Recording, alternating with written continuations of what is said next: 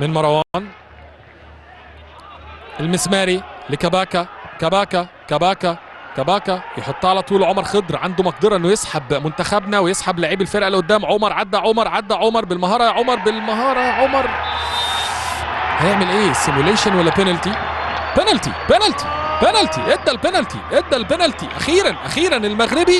اخيرا المغربي صافرته تنصف لاعبي المنتخب المصري ووسط اعتراضات من لاعبي المنتخب الليبي. قلت عمر خضر عنده المقدره انه يسحبنا وعنده المقدره بالمهاره خاصه انه يتحصل على ضربه جزاء ويسبب متاعب للمنتخب الليبي، وقد كان ضربه جزاء للمنتخب المصري وسط غياب من الفار، فالقرار بيبقى كونفيرمد من اول لعبه. وهنا دهس القدم عمر خضر من اللاعب زاد الخير بخطوه، وضربه جزاء للمنتخب المصري.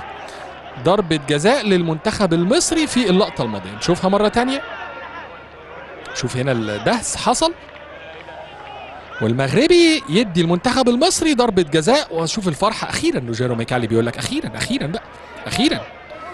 أخيرا مين البطل اللي هيتصدى ومين اللي عنده أعصاب فولاذية اللي هياخد على عاتقه إنه يتصدى لتنفيذ ضربة الجزاء بدون داعي.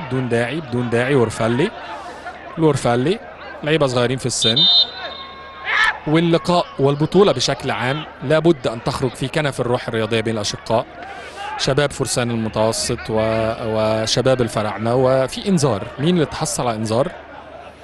فقدنا البوصله، مش باين مين اللي تحصل على انذار. هل هو الحارس ادم المنصوري؟ مش معروف الانذار مين خده.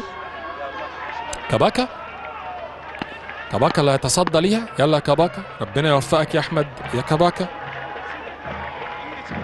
احمد سليمان كباكا.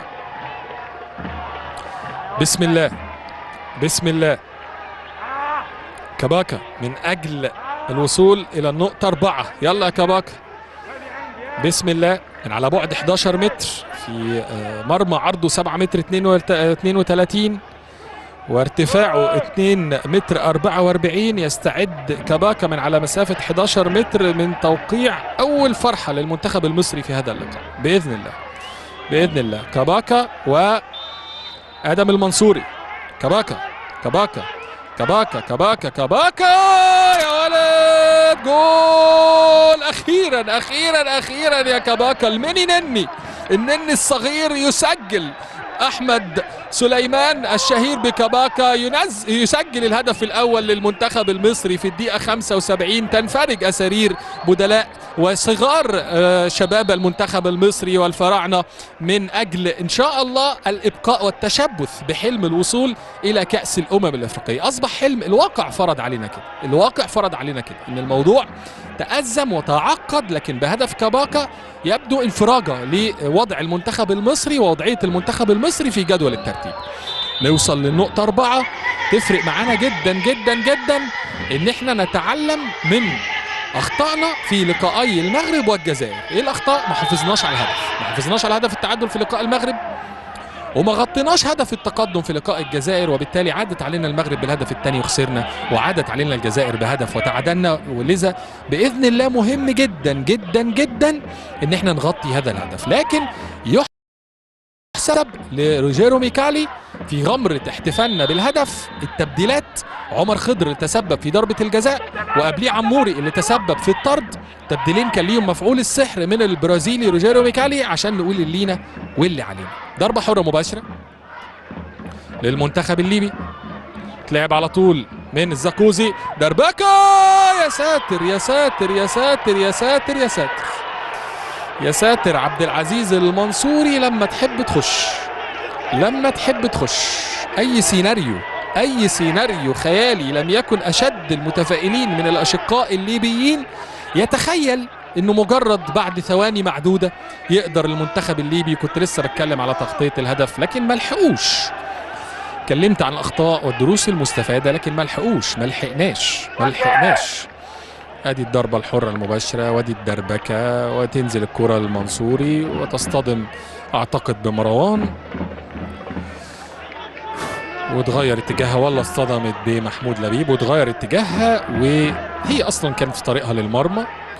وهدف التعادل للمنتخب الليبي عن طريق عبد العزيز المنصوري. اي سيناريو في الدقيقة 71 والدقيقة 72. كاباكا من ضربة جزاء وعبد العزيز المنصوري من كرة حبت المنتخب الليبي، كرة ضالة، يسجل هدف التعادل ويدرك هدف. يلا يا عمر، يلا يا عمر، يلا يا عمر، مش هيديك صعب يا عمر، مش هيديك يا عمر. ضربة ركنية،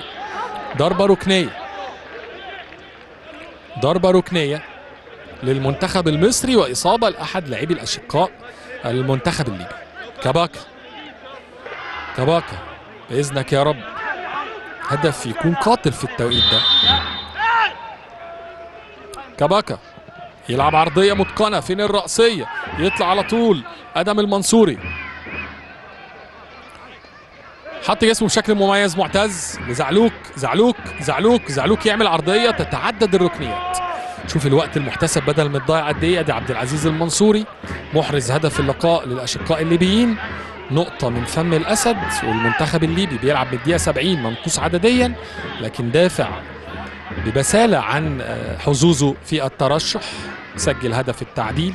ادي العرضية، فين الرأسية؟ جول! هو البوستانجي قلت يلعب فيرست تيم مرتاح. عبد الله البوستانجي، يا ولد، والله قلت يلعب فيرست تيم مرتاح. عبد الله بوستانجي، يا ولد عليك يا عبد الله، يا عبد الله بوستانجي يسجل هدف 7 دقايق محتسب، وقت بدل من الضايع. كنا بنتمناه كتير قبل الركنيه، دلوقتي شايفينه وقت كتير جدا. وعبد الله، يلا يا رجاله نحافظ على حظوظنا في الترشح ونحافظ على حظوظنا في التاهل باذن الله.